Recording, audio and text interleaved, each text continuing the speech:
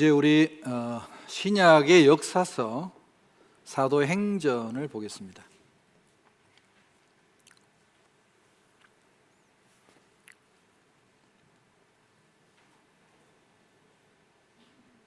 사도행전은 다른 말로 성령행전이라 이렇게 표현할 수 있습니다. 성령께서 어떻게 이 복음의 사역을 인도하시고 또 함께 하셨는지 그 발자취를, 사도들의 발자취를 우리에게 보여주는 그런 귀한 역사적 자료라고 봅니다. 사도행전은 누가가 썼습니다. 누가복음의 속편처럼 기록이 되었습니다. 1장 1절을 보시면 데오빌로여, 여러분 누가복음도 수신자가 누구였습니까? 데오빌로였죠.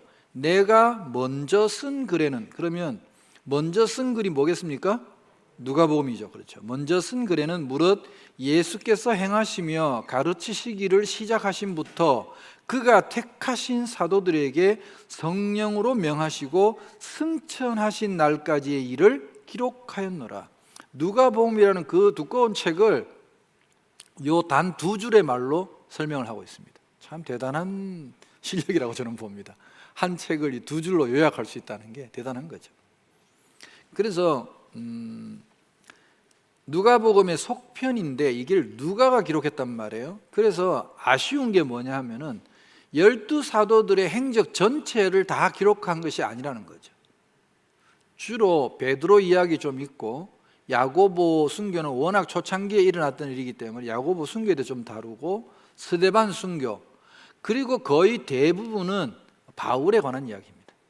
바나바와 이야기도 좀 있지만 뒤에 갈수록 전부 누구 얘기냐 하면 바울 사도의 얘기죠. 그럴 수밖에 없잖아요. 누가는 누구의 제자입니까? 바울의 제자니까. 바울과 끝까지 함께했던 제자니까 주로 바울의 이야기를 많이 다룰 수밖에 없었죠. 그런 걸 보면 참 훌륭한 스승이 되려면 제자를 잘 길러야 돼. 그렇잖아요. 제자를 잘 길러야 되는 것 같아요.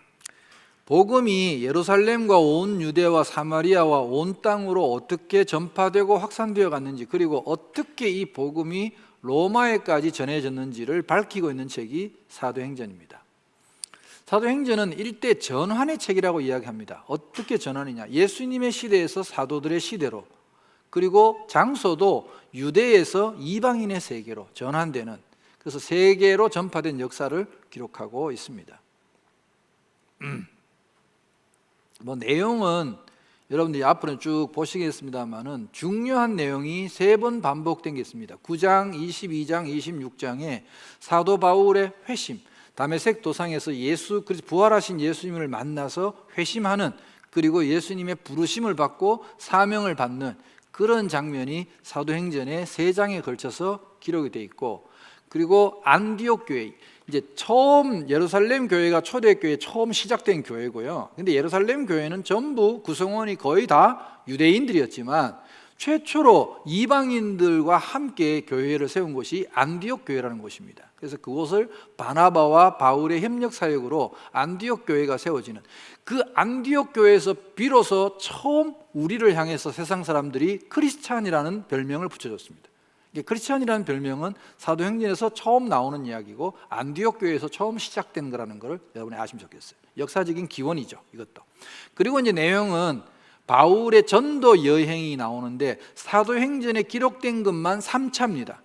1차는 바나바와 바울이 갔고, 2차 전도 여행은 바울과 실라라는 분이 짝이 되어서 갔고, 3차는 바울과 누가가 3차 전도 여행을 합니다. 그리고 바울은 한 번 더 성경에 사도행전에 기록되지 않은 한 번 더 마지막 전도 여행을 하는데 그걸 제4차 전도 여행이라고 하는데, 그건 사도행전에 정확하게 기록되어 있지 않고 바울이 여러 곳에 보낸 편지 속에 조각처럼 흩어져서 4번째로 바울이 돌았던 선교 여행도 우리가 한번 찾아볼 겁니다. 그 흔적들을 쫓아서. 그리고 이제 바울과 누가, 그리고 바울의 영적인 아들이라고 불렀던 디모데, 그리고 디도의 여러 사역들, 그리고 바울이 어느 곳에서 어디를 향해서 바울이 편지를 보냈는지를 우리가 구약 그 선지서 할 때 열왕기하 하다가 그 시기에 나타난 선지서를 찾아가 봤죠. 마찬가지로 바울이 전도 여행하다가 어디로 편지를 보냈는지 그 편지를 보낸 시점, 그 장소에서 우리도 사도행전을 하다가 다시 그 편지로 갔다가 다시 사도행전으로 왔다가 이렇게 할 겁니다. 그러니까 또 이번 주부터는 정신을 똑바로 차리시고 이제 그런 부분들을 함께 좀 해야겠죠.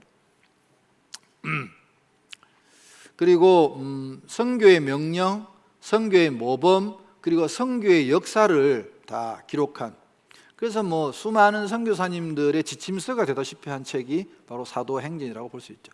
그러니까 사실은 행전이라는 말은 우리가 한국 사람들이 너무 익숙한 단어라서 이렇게 표현한 것 같아요. 뭐 예를 들어서 춘향전, 뭐 방자전, 뭐 이렇게 하듯이 그렇게 전이라는 말을 많이 쓰는데 사실은 행전이라는 말보다는 행적, 사도들의 행적이라는 말이 더 어울리는 그런 제목이 될 수 있겠습니다. 어쨌든 자, 그래서 1장에는 장별로 간단하게 제가 좀 소개를 하자면 중요한 사건을 하면 예수님께서 이제 승천하시는 장면이 1장에 나옵니다. 참 제자들 여러분 어지간합니다.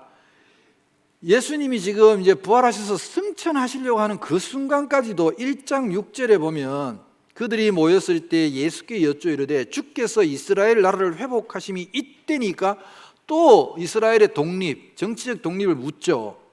그때 예수님께서 얼마나 답답하셨을까? 7절에 예수님의 대답이 이렇습니다. 때와 시기는 아버지께서 자기의 권한에 주셨으니 너희가 알 바 아니요. 그러니까 참 제자들은 도대체 무엇에 관심이 있었을까요? 이 순간에도. 그래서 사도행전의 주제구절이 1장 8절입니다, 여러분. 사도행전 전체의 주제구절이라고 할 수 있어요. 오직 성령이 너희에게 임하시면 너희가 권능을 받고 예루살렘과 온 유대와 사마리아와 땅 끝까지 이르러 내 증인이 되리라. 그래서 사도행전의 가장 핵심적인 단어는 내 증인. 내 증인을 풀어서 말하면 그리스도의 증인, 복음의 증인. 그 증인이라는 단어가 굉장히 핵심적인 단어입니다. 증인이 되라고 주님께서 우리에게 말씀하신 것이죠. 그리고는 이제 주님이 하늘로 올리셔서 승천을 하는 장면이 나옵니다. 천사들에게 둘러싸여 가지고 구름에 가리셔가, 그래서 구름을 타고 가셨다 그러는데 뭐 손오공처럼 구름을 탈 수 있는 게 물질적으로 아니니까 구름에 가리워서 올라가시는 거예요. 그 이제 제자들이 막 다 위로 쳐다보고 있으니까 천사들이 이렇게 말하죠. 갈릴리 사람들아, 왜 서서 하늘만 쳐다보느냐? 가서 할 일 하라는 거죠. 그러면서 예수님께서 너희들이 보신 그대로 다시 오실 것이라고 예언을 합니다. 그래서 많은 신학자들은 이 사도행전 1장을 기준으로 예수님께서 오실 때 구름 타고 오시리라 이런 표현을 하죠. 천사들의 나팔 소리와 함께 구름 타고 오시리라. 왜? 여기 설명했거든요. 본 그대로 오신다. 그러니까 본 그대로라는 말을 더 넓게 확대해서 적용하는 게 뭐냐면 예수님의 재림은 그러면 어디에 일어나느냐? 감람산에서 승천하셨으니까 감람산으로 다시 오실 거라는 그런 신학적 견해를 갖고 있습니다. 자, 그리고는 나머지 제자들이 이제 다락방에 모여가지고 성령이 임하시기까지 함께 합심해서 기도하는 이야기가 나오면서 여기에 중요한 사건이 하나 나오는데 우리는 대부분 여기에 관심이 없어요. 여러분 신학교에서조차도 아직도 예수님의 12제자의 명단을 쓰시오 이런 시험 저도 옛날에 쳤거든요. 목사 고시 때도 쳤고 틀린 사람이 많아요. 아직도 누구 이름을 쓸까요? 가룟 유다 이름을 써요. 여러분 가룟 유다는 12제자에서 제명됐습니다. 탈락하고 여기에 보면 다시 11명이면 안 되거든. 12제자의 완전수니까 다시 제비를 뽑았어요. 제비를 뽑아가지고 12명 중에 한 명을 채워 넣었어요. 여러분 표정을 보니까 이름을 잘 모르시네요. 예, 성경에 기록이 되어 있죠. 마띠아라고. 제가요 참 피곤합니다. 천국에서 전화가 여러 명한테서 와요. 대표적인 인물이 마띠아예요. 아니 한국 교회 사람들은 이상하다. 내가 분명히 이제 12제자가 됐는데 아직까지 왜 가룟 유다를 자꾸 이야기하냐. 나야 나 마띠아. 좀 따라해 봅시다. 마띠아. 그분이 마띠아. 제발 좀 기억을 하세요. 천국 가서 가룟 유다 찾아도 없을 겁니다 아마. 마띠아는 계신단 말이에요. 여러분 천국 가서도 인맥이 중요한 걸로 난 생각해요. 마띠아를 좀 알아주세요 제발. 아시겠죠? 마띠아가 이제 뽑혔다는 이야기가 나오고 120명의 문도가 마가의 다락방에 모여가지고 예수님이 말씀하신 대로 이제 기도하는 장면이 2장에 나옵니다. 이걸 이제 우리가 오순절 성령 강림 사건이라고 말해요. 그 오순절이라는 절기가 있잖아요. 3대 명절 중에 하나인 그 오순절에 사람들이 모여가지고 다 같이 한 곳에 모여서 합심하여 기도하고 있는데 2장 2절 호련히 하늘로부터 급하고 강한 바람 같은 소리가 있어 그들이 앉은 온 집에 가득하며 마치 불의 혀처럼 갈라지는 것들이 그들에게 보여 각 사람 위에 하나씩 임하여 있더니 그들이 다 성령의 충만함을 받고 성령이 말하게 하심을 따라 다른 언어들로 말하기를 시작하니라. 이게 소위 말해서 우리가 방언의 사건인데, 여러분이 하고 계시는, 여러분이 알고 있는 방언과는 좀 차원이 다른 방언입니다. 사실 이 방언은 각국 각 나라에서 모였던 사람들이 성경의 설명에 의하면 자기 나라 말로 다 알아들었다고 말하죠. 여러분 방언 기도하시면 다른 나라 사람들이 혹시 누가 알아듣나요? 혹시 알아듣는 사람 만나본 적 있나요? 이게 이 사도행전 2장에 나오는 그 방언과는 조금 다릅니다. 여러분 아시겠어요? 이 방언은 저는 만국 방언이라고 보통 표현합니다. 만국 방언. 여러분 이때 이 사건을 저는 영적으로 어떻게 해석하냐 하면, 원래 우리가 언어가 하나였잖아요. 맞아요. 그게 사람들이 하나님은 불순종하고 자꾸 자기 이름을 높이고 하나님을 배반하고 하니까 얘들을 그냥 둬서는 안 되겠다 하고 창세기 11장에서 하나님이 바벨탑 사건을 기점으로 언어를 흩어버렸잖아요. 그래 안 그래요? 그런데 사도행전 2장에 와서 성령이 너무 충만해지고 다 같이 하나님의 영으로 충만해져 버리니까 뭐가 통하는 거예요? 언어가 다 갖춰진 거죠. 이 사건입니다. 언어가 통해버린 거예요.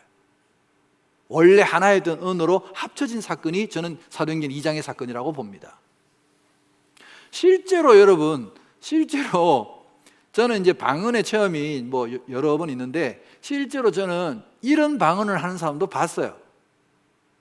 바로 제 동기 중에 있었어요. 동기 중에. 제가 이제 신학생 시절에 그때 이제 우리 동기들이 겨울에 산기도를 같이 많이 갔었어요.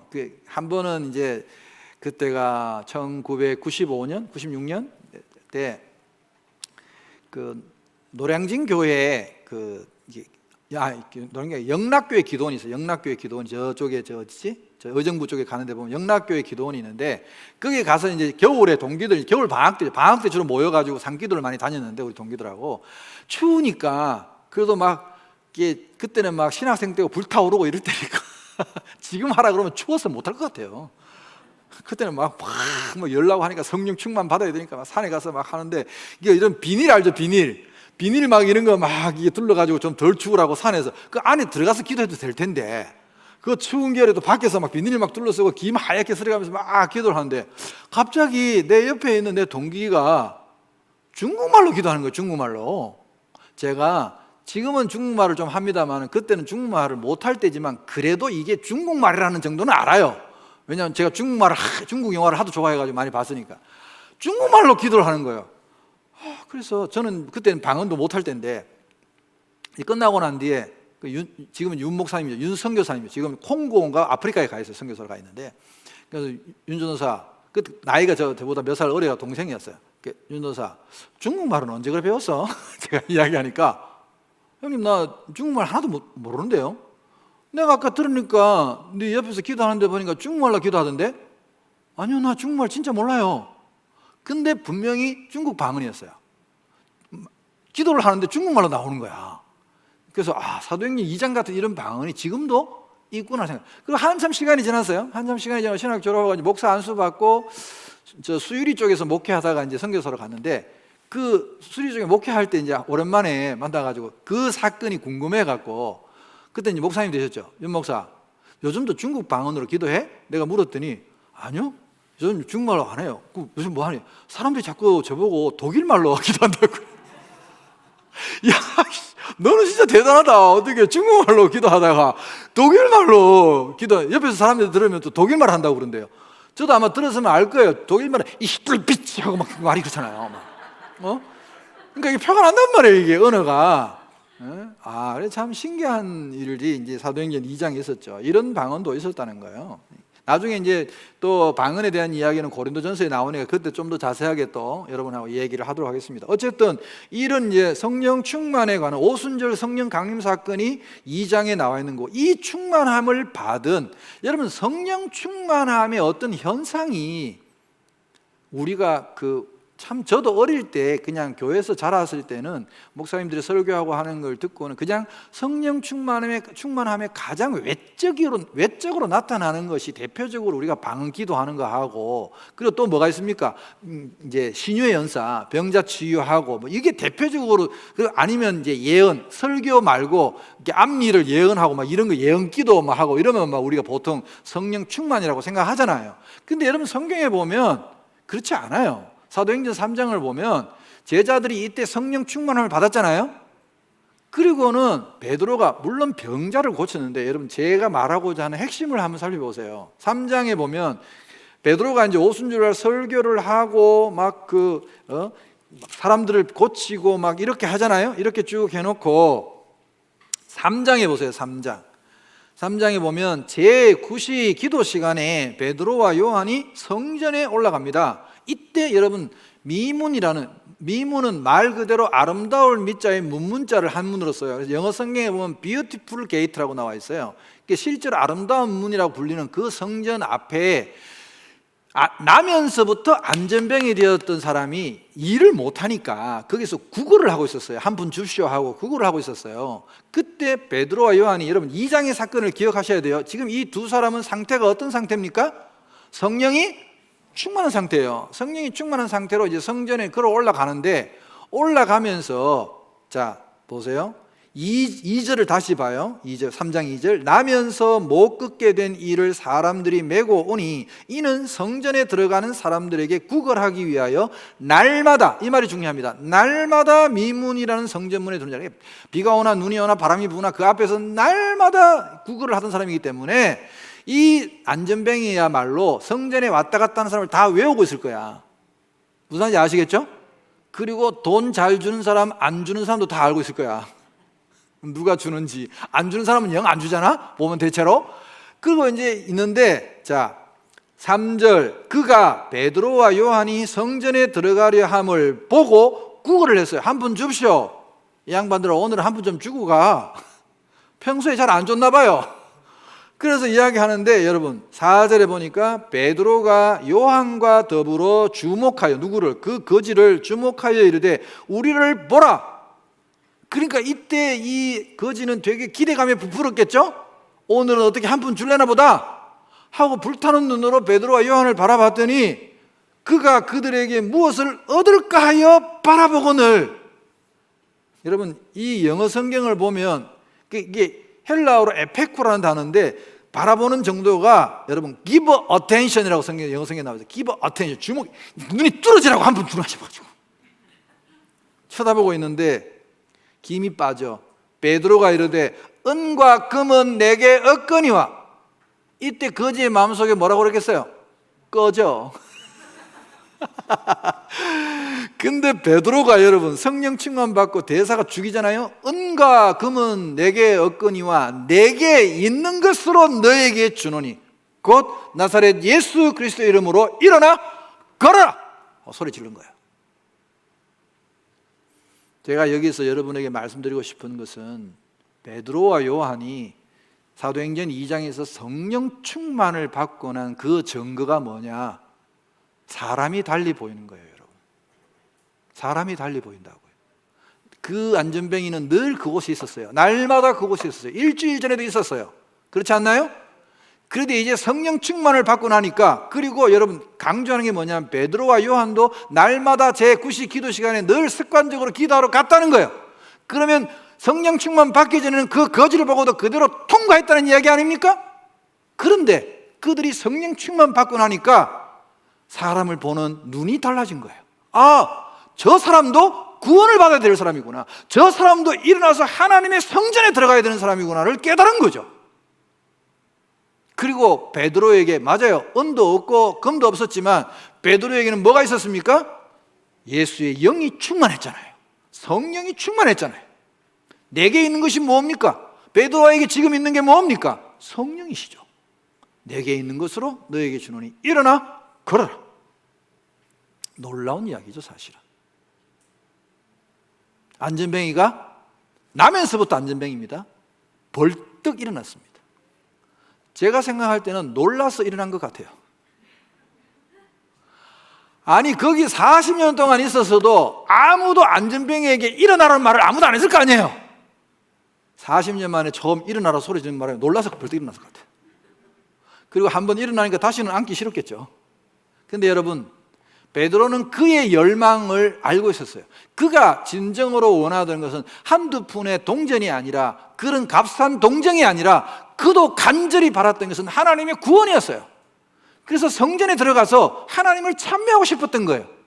여러분, 이 사람의 목표가 돈이었다면, 이 사람의 생애 목표가 돈이었다면, 이 사람이 일어나고 다리가 고쳐지는 순간 이 사람은 시내로 뛰어갔을 거예요. 돈 벌러. 나도 이제 일할 수 있다고 쫓아갔을 거예요. 근데 성경을 보면 이 사람이 일어나자마자, 고쳐지자마자 어디로 뛰어들어갑니까? 성전으로 뛰어들어갑니다. 그리고 하나님을 찬미하죠.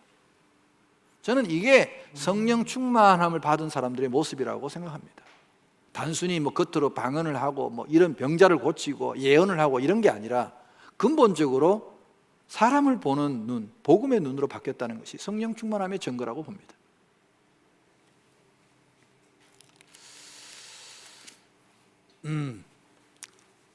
자, 그리고 이제 4장에는 보면 베드로와 요한이 또 공회 앞에 잡혀가는 이야기가 나옵니다. 그래서 여기 보면 이제 4장 1절에 보면 사도들이 백성에게 말할 때 제사장들과 성전 맡은 자와 사두개인들이 이르러 예수 안에 죽은 자의 부활이 있다고 백성을 가르치고 전함을 싫어요. 그러니까 제자들도 그렇고 사도 바울도 그렇고 계속 전한 것은 예수 그리스도의 부활이었어요. 그러니까 이걸 이제 제사장들이 싫어했죠. 잡아서 막 족을 쳤죠. 막 족쳤죠. 그런데 여러분 8절을 보세요. 다시 이에 베드로가, 그러니까 사도들이 이제 가운데, 여러분 그 국회 앞에, 말하자면 산헤드린 공회 앞에 이 베드로 사도를 세워놨다고 생각해 보세요. 굉장히 위압감을 느끼잖아요. 두려움을 느낄 만큼 공포심을 조장했는데 베드로가, 그래서 사도들을 가운데 세우고 7절에 보면 묻되 너희가 무슨 권세와 누구의 이름으로 이 일을 행하였느냐 하고 물으니까 이에 베드로가 기록을 해놨어요. 성령이 충만하여. 또 성령 충만하면 나타나는 또 현상이, 베드로 현상이 뭐였느냐? 성령이 충만하여 이르되 백성의 관리들과 장로들아, 만일 병자에게 행한 착한 일에 대하여, 그 안전병이를 고친 일에 대하여 이 사람이 어떻게 구원을 받았느냐고 오늘 우리에게 질문하는 거냐? 그렇다면 너희와 모든 이스라엘 백성들은 알라. 너희가 십자가에 못 박고 하나님이 죽은 자 가운데서 살리신 나사렛 예수 그리스도의 이름으로 이 사람이 건강하게 되어 너희 앞에 섰느니라. 이 예수는 너희 건축자들의 버린 돌로서 집 모퉁이의 머릿돌이 되었느니라. 너희들은 그를 죽였지만 하나님은 그를 이 교회의 기초가 되게 하셨다, 반석이 되게 하셨다고 설교하는 거죠. 다른 이로서는 구원을 받을 수 없나니 천하 사람 중에 구원을 받을 만한 다른 이름을 우리에게 주신 일이 없음이라. 13절에 이 사람들이 느낀 게 뭔 줄 아세요? 성령 충만함을 받은 사람에게 느낀 거, 그들이 베드로와 요한이 담대하게 말함을 보고 그들을 본래 학문 없는 범인으로, 평범한 사람, 무식한 사람으로 알았는데 이상히 여기며, 이렇게 나와 있어요. 여러분, 성령 충만함에 나타나는 현상이 뭡니까? 담대하게 예수 그리스도를 전하는 겁니다. 저는 이 현상을 알아요. 제가 중학교 3학년 때 처음 성령을 체험을 했거든요. 성령 충만함을 받았거든요. 제가 여름 수련회 때 갔다가 성령 충만함이 제게 임하고 하는데 그 나타나는 현상이 딱 이거였어요. 저는 그냥 예수님을 전하지 않고는 견딜 수가 없어요. 그래서 그때 저희 동네가, 교회가 딱 하나 있었는데 그 동네에서 여름 성경학교 이런 걸, 제가 중학교 3학년 때예요. 그때 왜 큰 북 알죠? 큰 북, 뒤로 발로 차면 둥둥둥 하는 북 있잖아요. 그거 제가 메고 여름 성경학교 때 아이들 모집하러 동네 다녔어요. 꼬맹이들 내 뒤에 막 줄 쫙 서가지고 막 가자 여름 성경학교라 이러면서. 평소 같으면 제가 부끄러워서 그런 짓을 못했을 텐데 성령이 충만했어요. 그때는 정말 성령 충만하니까 눈에 뵈는 게 없어요. 그리고 이 제사장들이 제자들을 이렇게 잡아와가지고 그 신문을 하고 있잖아요. 신문을 하고 이게 또 낳은 사람 증인이 있으니까 어떻게 할 수가 없어서 17절에 보면 이것이 민간에 더 퍼지지 못하게 회의를 했어요. 그들을 위협하여 이후에는 이 이름으로 아무에게도 말하지 말게 하자 하고 그들을 불러 경고하여 도무지 예수의 이름으로 말하지도 말고 가르치지도 말라 하고 협박을 하니까 베드로와 요한이 또 대답을 합니다. 하나님 앞에서 너희의 말을 듣는 것이 하나님의 말씀을 듣는 것보다 옳은가 판단하라.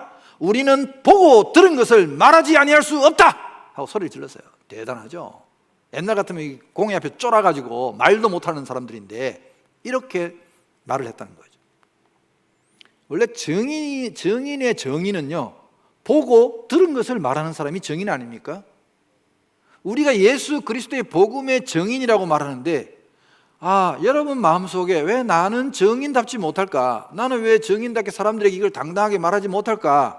한번 가만히 여러분 속을 한번 들여다보세요. 냉정하게 여러분을 한번 되돌아보세요. 나는 왜 사람들에게 담대하게 이렇게 용기 있게 예수 그리스도가 메시아라고, 구세주라고, 우리의 구원자시라고, 그분은 부활하셨다고, 영원한 생명이라고, 예수를 믿으면 다 우리가 구원을 받는다고 왜 말하지 못할까?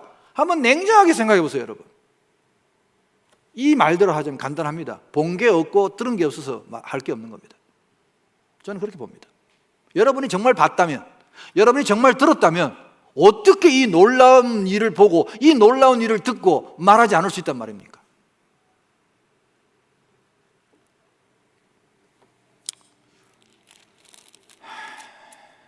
앞으로 저를 째려보지 마시고 성경을 좀 째려보세요.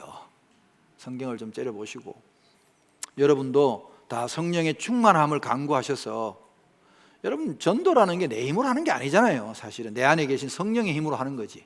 아멘? 그러니까 성령의 충만함이 오면 다 복음도 전하게 되어 있습니다. 여러분. 자, 그리고 그 4장이 이제 끝에 보면 예수님 이름으로 믿는 무리가 다 한마음 한뜻이 되어가지고 32절을 보시면 믿는 무리가 한마음과 한뜻이 되어 모든 물건을 서로 통용하고 자기 재물을 조금이라도 자기 것이라 하는 이가 하나도 없더라. 그게 이제 유무상통이라 해가지고 우리가 초대교회 때는 이렇게 막 서로 막 다 나눠 썼다고 하는데, 이것도 물론 좋은 현상인데 이게 길게 가지는 못했습니다, 여러분. 왜냐하면 이때 사람들은 아까 말씀드린 것처럼 베드로 때문에 오해해가지고 예수님이 금방 오실 줄 알았어요. 그래서 이렇게 했는데 예수님이 금방 안 오셨잖아요. 이 일은 예루살렘 교회에서 잠깐 있었던 일이지 지속적으로 이렇게 하지는 못했어요, 사실은. 이때에 누가 또 이런 일을 했냐 하면 그 바나바라는 이름이 나옵니다. 이름은 요셉인데 레위 출신이에요. 레위족 출신이고 사도들이 별명이 바나바입니다. 바나바는 뜻은 위로의 아들이라는 뜻이에요. 번역하면 위로의 아들. 그러니까 이분이 굉장히 다른 사람들을 잘 위로하고 아마 그랬던 것 같아요. 그래서 이 바나바가 그가 밭이 있음에 팔아서 그 값을 가지고 사도들의 발 앞에 두니라. 사도들의 발 앞에 뒀다는 것은 개인적으로 자기가 구제하지 않고 교회에다가 구제 헌금을 냈다는 뜻입니다. 밥 한 값 전부를 갖다 헌금으로 바친 거예요. 그러니까 이제 사도들이 교회에 소문도 나고 굉장히 칭찬을 했겠죠? 그러니까 또 여기에 또 시기를 하는 사람이 나타났어요. 그게 이제 5장에 나오는 아나니아와 삽비라 부부의 이야기입니다. 사실 교회를 다니다 보면, 저도 목회를 한 20년 넘게 하다 보니까 이런 분들을 가끔 봐요. 가끔 그 인정 욕구가 강한 분들이 목회자가 누군가를 이렇게 열심히 충성하고 헌신하는 교인을 좀 칭찬하면 막 셈이 나가지고 시기가 나가지고 어떻게든지 자기도 거기에 좀 같이 좀 끼려고 오바를 하고 무리한 행동을 하는 사람들이 간혹 있습니다. 이 대표적인 케이스가 아나니아와 삽비라예요. 이분들이 그 바나바가 칭찬받는 걸 보고 되게 부러웠나 봐요. 그래서 이분들도 쟤도 하는데 우리가 못할 거 뭐 있어 하고 두 부부가 의논을 해서 밭을 팔았어요. 여기까지는 잘한 거죠. 밭을 팔았어요. 그래가지고 팔아놓고 보니까 돈이 너무 많아. 좀 아까워. 그래서 이 사람들이 성경에 보면 반을 집에 냅두고 반만 가져왔어. 여러분 그럴 수 있잖아요. 아니 팔았는데 내 돈인데 내가 하나님께 다 바칠 수도 있고 믿음 안에서 반만 바칠 수도 있는 거지. 3분의 1 바쳐도 되는 거고. 그래 안 그래요? 그럼 이분들이 와서 헌금을 냈어. 그러면 이제 사도가 아이고 그래 이 귀한 헌금을 어디서 이 돈을 이렇게 많이, 그러면 저희도 밭을 팔았어요. 그러면 정직하게 이야기해야지. 근데 우리가 집에 좀 쓸 일이 있어가지고 반은 남겨두고 밥 한 값에 반만 가져왔어요. 여러분, 그래도 사도들이, 교회들이 칭찬을 했을까요, 안 했을까요? 했겠죠, 당연히. 너무 귀하고 감사하다고, 이게 가난한 사람들에게 잘 나눠 쓰겠다고 그렇게 했겠죠. 근데 이분들이 그렇게 좋은 일을 해놓고도 거짓말을 했잖아요. 베드로가 이 밭을 몽땅 팔아서 왔다 그러니까 이거 진짜로 밥 한 값 전부 다요? 그러니까 아유 그럼요, 우리가 다 가져왔죠. 왜 그랬을까요? 이분들은 밭을 판 동기 자체부터가 틀린 거예요. 그렇잖아요? 자기를 자랑하고 자기를 드러내기 위함이죠. 앞에 바나바하고는 전혀 다른 동기예요. 그래서 하나님은 일의 결과만 보시는 것이 아니라 일의 동기와 과정과 그걸 중심을 본다고 하는 거예요. 하나님은 우리의 중심을 보고 계신 거죠. 그래서 이때는 베드로가 지금 상태가 여러분 굉장히 좋습니다. 성령이 충만한 상태예요. 그래서 이 사람들의 일을 다 본 것 같아요. 베드로가 네가 어떻게 성령을 속이느냐, 밭이 있을 때는 네 밭이 아니더냐, 팔았을 때 네 돈 아니더냐, 그걸 가지고 네가 반을 내든 다 내든 그 네 마음일 텐데 왜 성령을 속이느냐 하고 소리를 지르니까 아나니아가 쓰러져 가지고 죽어버렸어요. 그 자리에서. 저는 이 장면만 볼 때마다 정말 두려워요. 요즘도 거짓말하면 그 자리에서 다 죽으면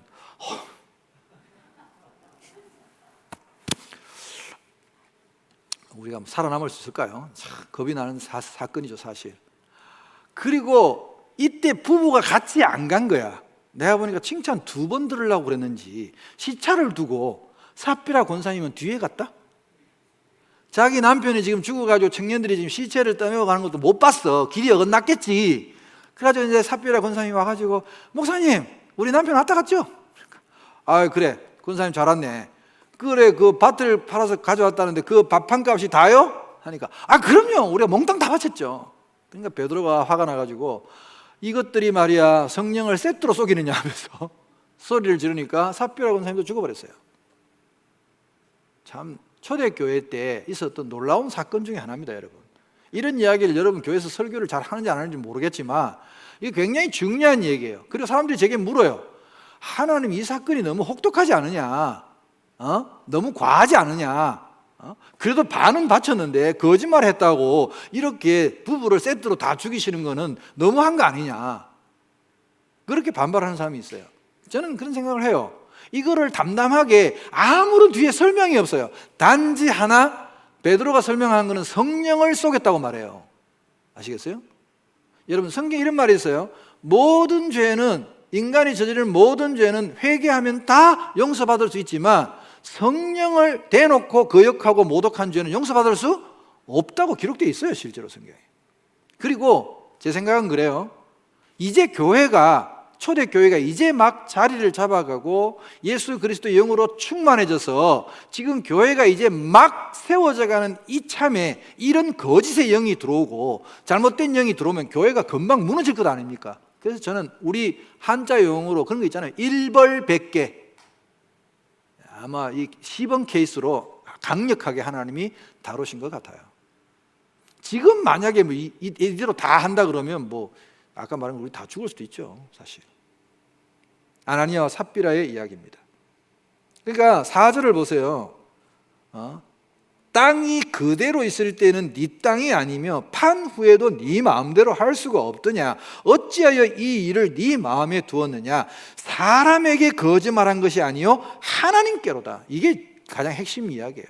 재판 판결문에 사람에게 거짓말한 것이 아니라 하나님께 거짓말했다는 거예요. 이 죄가 여러분 굉장히 무섭다는 걸 아셔야 돼요.